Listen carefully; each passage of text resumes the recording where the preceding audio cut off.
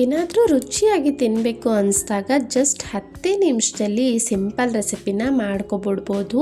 ತುಂಬಾ ಕಡಿಮೆ ಇಂಗ್ರೀಡಿಯೆಂಟ್ಸ್, ಮಾಡೋದು ಸುಲಭ. ಹೇಗೆ ಅಂತ ನೋಡೋಣವಾ? ಇಲ್ಲಿ 4ರಿಂದ 5 ಆಲೂಗಡ್ಡೆನ ಕುಕ್ಕರ್ಗೆ ಒಂದು ಸ್ವಲ್ಪ ಉಪ್ಪು ಹಾಕಿ ಬೇಯಿಸ್ಕೊಂಡಿದ್ದೀನಿ. ಕಂಪ್ಲೀಟಾಗಿ ಆಲೂಗಡ್ಡೆ ಬೆಂದಿರಬೇಕು. ಕ್ಯೂಬ್ಸ್ ಆಗಿ ಕಟ್ ಮಾಡಿ ಪಕ್ಕಕ್ಕೆ ಇಟ್ಕೊಳ್ಳೋಣ. ನಂತರ ಪ್ಯಾನ್ಗೆ 2ರಿಂದ 3 ಟೇಬಲ್ ಸ್ಪೂನ್ ಆಗುವಷ್ಟು ಎಣ್ಣೆ ಹಾಕ್ಕೊಂಡಿದ್ದೀನಿ.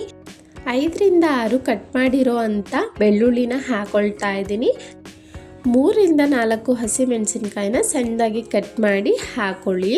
ನೋಡಿ, ಲೈಟಾಗಿ ಫ್ರೈ ಮಾಡ್ಕೊಳ್ಳೋಣ. ಆ ಖಾರ ಎಲ್ಲ ಎಣ್ಣೆಯಲ್ಲಿ ಬಿಟ್ಕೊಳ್ಳುತ್ತೆ. ಹಾಗೆ ಬೆಳ್ಳುಳ್ಳಿ ಸಹ ಲೈಟಾಗಿ ಫ್ರೈ ಆಗಬೇಕು.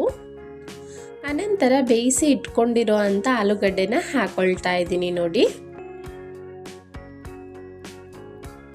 ಬೇಯಿಸಿರೋ ಆಲೂಗಡ್ಡೆ ಇದ್ದರೆ ಒಂದು ಜಸ್ಟ್ 3 to 4 ಮಿನಿಟ್ಸಲ್ಲಿ ರೆಸಿಪಿ ಮಾಡಿಬಿಡ್ಬೋದು. 1ರಿಂದ 2 ನಿಮಿಷ ಲೋ ಟು ಮೀಡಿಯಮ್ ಫ್ಲೇಮಲ್ಲೇ ಫ್ರೈ ಮಾಡ್ಕೊಳ್ತಾ ಬನ್ನಿ. ನೋಡಿ, ಬೇಯಿಸಿರುವಾಗ ಉಪ್ಪು ಹಾಕಿರ್ತೀರ, ಸೊ ನೋಡಿಕೊಂಡು ಉಪ್ಪು ಬೇಕು ಅನಿಸಿದ್ರೆ ಹಾಕ್ಕೊಳ್ಳಿ. ನಂತರ ಇಲ್ಲಿ 1 ಟೀ ಸ್ಪೂನ್ ಆಗುವಷ್ಟು ಜೀರಿಗೆ ಪುಡಿನ ಹಾಕ್ತಾ ಇದ್ದೀನಿ. ಜೀರಿಗೆನ ಚೆನ್ನಾಗಿ ಹುರಿದ್ಬಿಟ್ಟು ಕುಟ್ಟಿ ಪುಡಿ ಮಾಡಿ ಸೇರಿಸ್ಕೊಂಡ್ರೂ ಆಗುತ್ತೆ, ಅಥವಾ ಪೌಡರ್ ಬರುತ್ತಲ್ಲ ಅದನ್ನು ಬೇಕಾದರೂ ಹಾಕ್ಕೊಳ್ಬೋದು. ಚೆನ್ನಾಗಿ ಮಿಕ್ಸ್ ಮಾಡ್ತಾ ಜಸ್ಟ್ 1 ನಿಮಿಷ ಫ್ರೈ ಮಾಡಿಕೊಂಡ್ರೆ ಸಾಕು. ನೋಡಿ, ಅದಕ್ಕೆ ಆಲೂಗಡ್ಡೆ ಕಂಪ್ಲೀಟಾಗಿ ಬೆಂದಿರಬೇಕು ಅಂತ ಹೇಳ್ತಿರೋದು. ಈಗ ಸ್ಟವ್ನ ಆಫ್ ಮಾಡಿ ಫ್ರೆಶ್ ಆಗಿರೋ ಅಂಥ ಕೊತ್ತಂಬರಿ ಸೊಪ್ಪನ್ನ ನಾನಿಲ್ಲಿ ಹೆಚ್ಚಿಗೆ ಸೇರಿಸ್ತಾ ಇದ್ದೀನಿ. ಆ ಬಿಸಿಲೇ ಚೆನ್ನಾಗಿ ಮಿಕ್ಸ್ ಮಾಡ್ಕೊಳ್ಳೋಣ.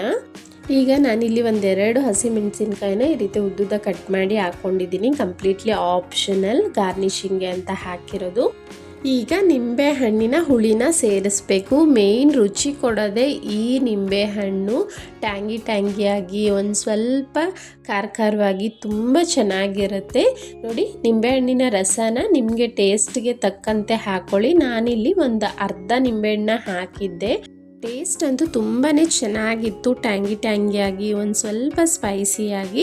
ಖಂಡಿತ ನೀವು ಟ್ರೈ ಮಾಡಿ. ರೆಸಿಪಿ ಇಷ್ಟ ಆಗಿದ್ದರೆ ಸವಿ ಕಿಚನ್ ಕನ್ನಡಗೆ ಸಬ್ಸ್ಕ್ರೈಬ್ ಮಾಡಿ, ಲೈಕ್ ಮಾಡಿ, ಶೇರ್ ಮಾಡೋದನ್ನು ಮರಿಬೇಡಿ. ತುಂಬ ಈಸಿಯಾಗಿ ಮಾಡೋ ಅಂಥ ಹಲವಾರು ರೆಸಿಪೀಸ್ ನನ್ನ ಚಾನಲ್ನಲ್ಲಿದೆ. ಇಂಟ್ರೆಸ್ಟ್ ಇರೋರು ಚೆಕ್ ಮಾಡ್ಬೋದು. Thank you so much.